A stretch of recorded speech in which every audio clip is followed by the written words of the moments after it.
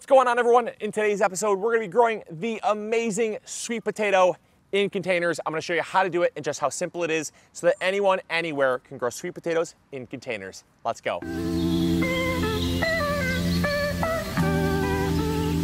So when it comes to containers, that's the first thing you wanna get right. You wanna make sure you have a large enough container for how many sweet potatoes you're gonna be growing. So the first size is the minimum size. That's a 10-gallon container.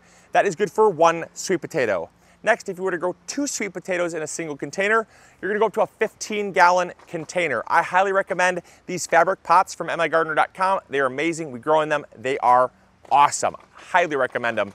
Then if you wanna grow 3 plants in a single container, like we are, you're gonna wanna go up to this 20-gallon container. So starting at 10 for 1, 15 for 2, 20 for 3, it is really simple. Now you're probably thinking to yourself, Luke, what if they get really crowded? Aren't they gonna be absolutely a mess because they're a vine? The answer is yes, they will be a mess. That's totally fine. It doesn't matter what happens up top. What matters is what happens down below. And sweet potatoes actually like to be slightly cramped for space. Now, not too cramped, otherwise you're really gonna suffer with adequate water and nutrient uptake, which is gonna reduce your yields and make smaller sweet potatoes and less of them to harvest. But you wanna make sure they are slightly cramped, because the more cramped they are, the bigger the yield is going to be. So there's kind of a Goldilocks scenario going on. Too much space, not great yields. Not enough space, not great yields. Right in between. So like I said, stick to those 3 sizes for 1, 2, or 3 plants, and you're gonna do great. All right, so the next thing you wanna get right is the soil. Now when it comes to containers, getting the right type of soil is super important. Now you don't have to go out and spend a boatload of money.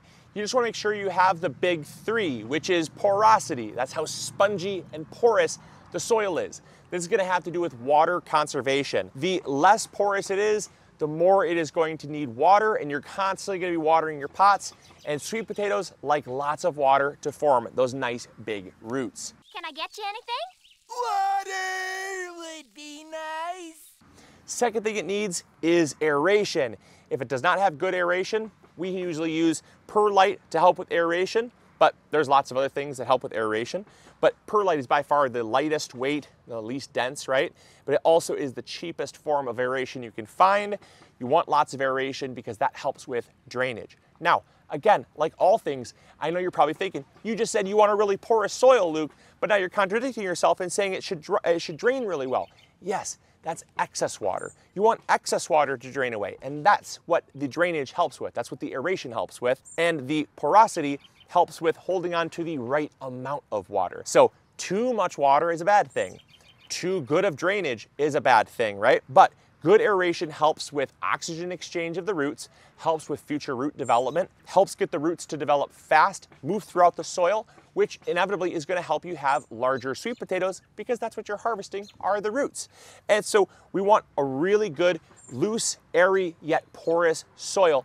And then the third thing you need is fertility. That's gonna come in the form of fertilizer later, because most potting soils don't have a lot of fertilizer.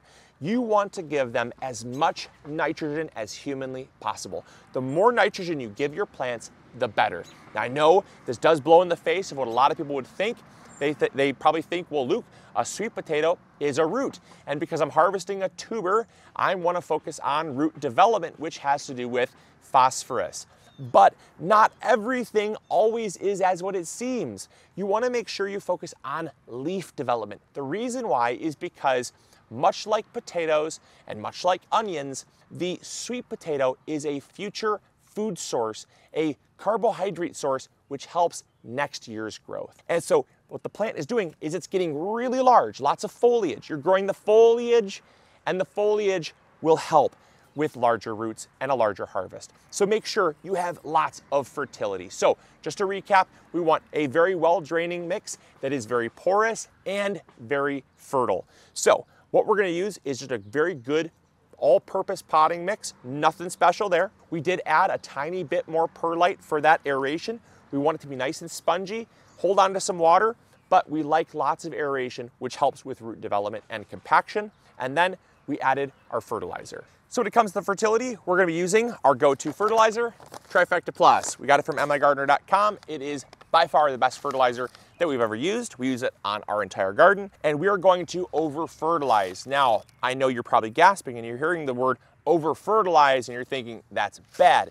we're going to over-fertilize because we're planting 3 plants in a small area and we're growing them in a container with a sterile potting mix. So the potting mix has no fertilizer already, there's no fertility. We're planting 3 plants in an area that would typically maybe only grow 1 or 2, but because we want to have maximum yield and really crowd our plants, we need to increase the amount of fertilizer so there's no more competition for that food. And then ultimately, because we're growing in a container as well, we want to make sure that because the root development is going to be constrained to this area right here, that we bring even more fertilizer. So typically I would give about a 1/4 cup per plant. However, I've gone up to about a 1/2 cup per plant, and that equals about 1.5 cups in this pot here. Still not a lot. A little bit goes a very long way, especially with Trifecta Plus because it's so concentrated, and we're gonna be bringing to the party a ton of nutrients to grow these plants with. The next thing you wanna get right is the variety. It is so important you get the variety of sweet potato right. Look for a variety that does well in your area. Do some research, ask around, find a variety that's going to do well for you. There are 2 that does very well for us every single year, and that is Georgia Jet and Beauregard. They do very well in a shorter season with not as hot of weather and not as humid of weather as sweet potatoes typically would like. Sweet potatoes, believe it or not, are a tropical plant, and so you want to make sure that you grow a variety that's going to do well in your area, especially if you have a climate that's not very tropical, like here in Michigan. And so what we're gonna do is we're gonna throw these plants, these are slips that were rooted. You can make your own at home, you gotta do it a lot sooner though, but if you get some plants, they are really easy to start. As you'll see here, good root development, really good root development in that pot there. And we're going to plant them just at surface level. It makes no difference whether you bury it deep or bury it at surface level because sweet potatoes are going to set down roots all along the stem as they form. And what they're gonna do is they're gonna trail and they're gonna vine out, but the main focus is getting root development here because that's where the tubers are going to form. So some varieties will also produce tubers everywhere where the root touches the ground. And that's fine, only for most people, even us, I don't really want sweet potatoes growing in our mulch. So we went with a variety that's not going to do that. But if you live in an area with a lot of space in your garden and you can let them trail and vine and go crazy, because they are a vine, they will go crazy, you can actually get some bonus sweet potatoes if you have a longer growing season. Now, another thing too, we're planting them in soil with slightly acidic pH. This is really important. Sweet potatoes like a pH of around 6 to 6.5, slightly acidic.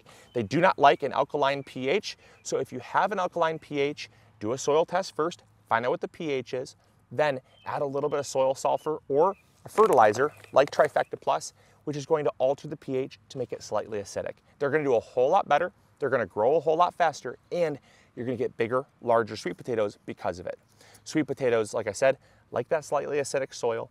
And also, if you're growing in soil that has a lot of peat moss, that should also give you a slightly acidic environment as well, since sphagnum peat moss has a pH of right around 5.5, but is sometimes amended with dolomitic lime to make it slightly less acidic, because 5.5 is sometimes a little too acidic. But nevertheless, our environment should be great for growing these sweet potatoes. The next thing I want to talk about is sunlight. It is super important that you get sunlight right because these plants are going to generate a ton of energy through the sun. And so you want to put them, and the nice thing is if they're in a pot, you can really move them wherever, which is great. I love that about containers. Put them in a location that gets nice full sun. 5 to 7 hours is highly recommended. If you can give them even more than that, they're going to appreciate it. I prefer 7 to 9 hours, but 5 hours is the bare minimum. You'll find the more sunlight you give them, the larger the sweet potato harvest you're going to have. So make sure you give them as much sun and full sun as possible. Next thing is humidity. Obviously, you can't really control that a whole lot, but they do love a nice humid environment. And so I find Michigan, they do the best in late August, early September when it's nice and hot and muggy. Other plants might not do so well. Your sweet potatoes are gonna love it. Like I said, they're a tropical plant. They're going to thrive in 80, 90, 100% humidity. The times when you don't want to be in your garden is when sweet potatoes are dying to be in your garden. They love it. Next thing is space. I find this is a big mistake that a lot of gardeners make when growing sweet potatoes is they don't offer enough space. As I said, sweet potatoes are a vine. That means they're going to trail and go crazy just as a cucumber or a squash would. And so you want to make sure you have lots of space. For us, With these 3 plants here, by the end of the season, we should have about 10 feet in either direction allocated for the growth of these sweet potatoes. Now, because we grow a variety that's not going to actually set down sweet potatoes everywhere it sets down roots, it is going to get rooted. It's going to set down roots in the mulch, and that's fine, but we want to make sure we have enough space where it's not going to be a problem, where it's not going to be interfering with our traffic, foot traffic and the flow of our garden. Make sure you allocate enough space because, again, the larger we can let these vines get, the more energy the plant's going to produce and the more you're going to be harvesting when it comes to sweet potatoes. So it's super important that you do that. Don't worry if your plant gets out of control and crazy. And then the final thing is watering. Watering could not be more important when it comes to your sweet potatoes because not only are they in containers, but the soil we're using is very well draining, right? It should have some of that porosity to hold on to water, but it's only going to hold on to so much.